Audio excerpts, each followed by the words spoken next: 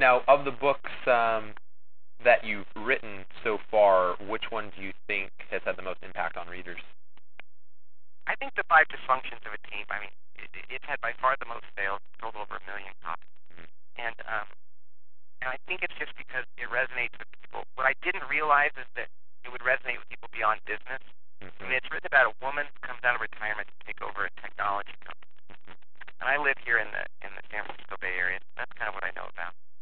And darn it, if military, churches, schools, professional sports teams, high school, everything. People have been reading that book. It's translated well to other fields. And so I think that one has probably had the biggest impact, just in terms of the numbers and the comments we get from people. Now, I just want to switch gears a bit and ask a few more questions. And just a fair warning, some of these questions may seem a little quirky. That's all right. But I ask them anyway just to get to know various things about you that might not pop elsewhere. Great. But first, let me start with a relatively straightforward question. You're a marquee name at the upcoming World Business Forum in New York City on October 6th and 7th next week, alongside the likes of former President Bill Clinton, film great George Lucas, and others. In short, you're a celebrity. How have things changed for you since becoming big? Particularly, I'm interested with your interaction and relationship with family and friends. I would say that I'm pretty confident that if you ask anybody, they would say it hasn't. In fact, that's one of the things, because of my faith and my family. I'm not an important person, and everything I do, and this is my faith. It's a gift from God and a responsibility to do well. We all have gifts, and mine happens to be recognized now as something that a lot of people are interested in. But I do not think I'm any better than anybody, and I don't think I'm particularly important. And there's nothing like 4 boys under the age of 12 and a wife to remind me of that. And I spend a lot of time at my church and the boys' school and coaching sports. And frankly, the whole success thing has not really hit my radar. And I think that's just because I realize nobody deserves to feel like they're important. And secondly, I'm still so grounded in all the things I was doing before that every once in a while, me and my staff, we have to look at each other and go, "Can you believe this is happening? This is crazy." Yeah. And my friends would say, "If you didn't know me, you would never know that I could be just doing whatever anybody else does," and rightly so. Big deal. I'm on my right book. I mean, I honor the fact, and I'm glad for the fact that a lot of people are reading them, and that I can help people.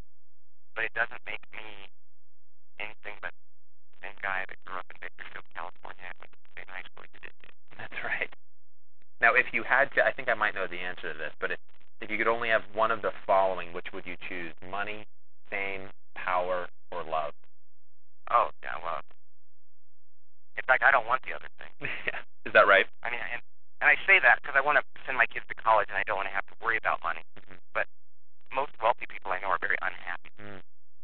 So I don't want to value that. Fame is the false thing. There's no currency in that. Most times it's negative.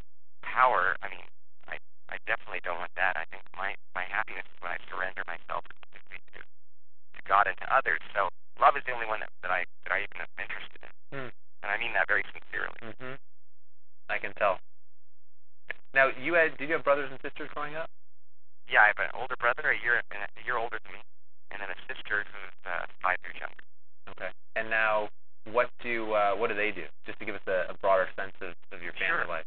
My brother does import-export work in Mexico City. He's married to a woman from down there, and they have kids. And he's interested in international trade, things like that. So he helps businesses get started down there. And my sister is in public relations. She does PR.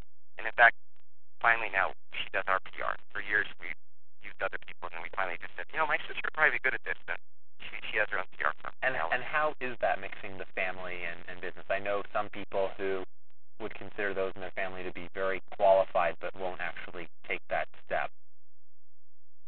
Yeah, it is hard. I mean, there are times. I mean, my relationship with her as my sister is more important than it is as a PR person. But we've had conflict in doing this stuff. But I'm a very messy, transparent person, and so I just treat her like I would the other people I work with, and because I treat the people that I work with kind of like family members. So yeah, there's tension at times, but it's totally worth it. And when push comes to shove, I would never value the work stuff over the family. Okay.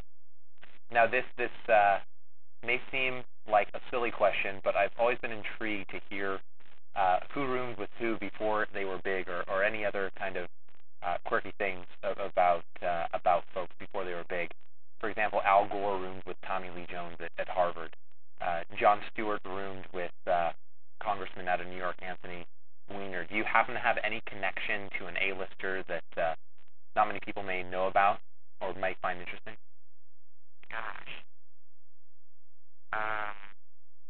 And if not that, what about anything that you've done that would seem unbelievable or fascinating relative to your public image? So, for example, Rahm Emanuel, Chief of Staff to President Obama, famously known to be brash, but he was a ballet dancer. Right.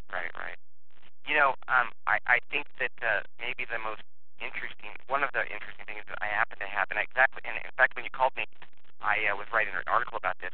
I have obsessive compulsive disorder, which is kind of interesting. Huh. And I've had it my whole life, but I didn't get diagnosed until I was 25 years old. And you know, people that watch Monk or see in movies, obsessive compulsive disorder, it's a very quirky thing. Mm. And it turns out my kids have it. 2 of my kids have it too. Mm. And it is a bizarre and very difficult, but at times humorous but painful thing. Mm. And it's one of those things that I'm very upfront about. I don't, care to hide it. To me, we all have something. Mm-hmm. And so I guess next week is OCD Awareness Week, of all things. And so I'm going to put out an article about my OCD. So that's something interesting about me. As far as A-list people, I don't think so. Yeah. A guy that was on my baseball team is now a U.S. congressman. My profile, but most people don't know the congressman. Is now a baseball team in high school? No, like when I was in grade school in Oildale, California. Oildale, of course. What grade school? Just for Our Lady of Perpetual Help School. And right. I played north of the river baseball. North of the river. There we go. That makes sense. Yeah. Probably I don't not. think so. A good friend of mine was the best field goal kicker, my best friend in college, but he didn't end up playing pro football. But I don't think so. I don't think that. Most of the people I know that are kind of A-listers, if you will, are people I've met. Okay. Of course, my work. All right. And now, what kind of? I promise these would be quirky questions. Curious to know what was the last dream that you can remember? Oh wow. The dream I have all the time, and I had one, is that I'm in college and I didn't go to class, and I can't find my class, Right. and that the finals coming up, and I'm too late to drop the class, and I had one of those the other night. One of those college stress dreams. I'm 44 years old. It's been, goodness gracious, 22 years since I've been in college, but I still have that darn dream. Yeah. Are you one of those folks who kind of really think about their dreams and think that there's something behind them, or do you take them as just in stride? I kind of take them in stride. I think that for me, I know I have a lot of dreams when I have a thought that occurs to me quickly that I didn't really think about. I didn't dwell on it or hash through it. Then it gets processed out. Like if I'll have a dream about someone from my past, I go, oh yeah, they popped into my mind for a moment, but I never mentioned them, or I never really worked through that. Mm-hmm. So sometimes I think my dreams are just me subconsciously, having conversations, thoughts in my head that I never got to during the day. Okay. Curious to know what your favorite restaurant is, a dish or food in general. Well, I'm trying to watch my food intake. I run a lot and I'm in good shape, but I have a little bit of high cholesterol or low good cholesterol, I should say. Mm. So I try not to eat beef, but my favorite thing is braised ribs, which I think are great. Yeah. And I love Indian food though. It's my favorite. Is that right? I never knew there was such thing, and there's a lot of it up here in the Bay Area, and I could eat Indian food 3 or 4 times a week. Is that right? And my favorite thing to get is chicken tikka masala. Okay. And a colleague wherever we go in the United States, if we're out on business, we always try to find an Indian restaurant and try chicken tikka masala. Okay. And we've eaten Indian food in Normal, Illinois, and Las Vegas, and every place we go, we find Indian restaurants. So and it's still good everywhere you go? It's pretty good. Most Indian restaurants there's not that many, so if somebody opens an Indian restaurant, they usually know what they're doing.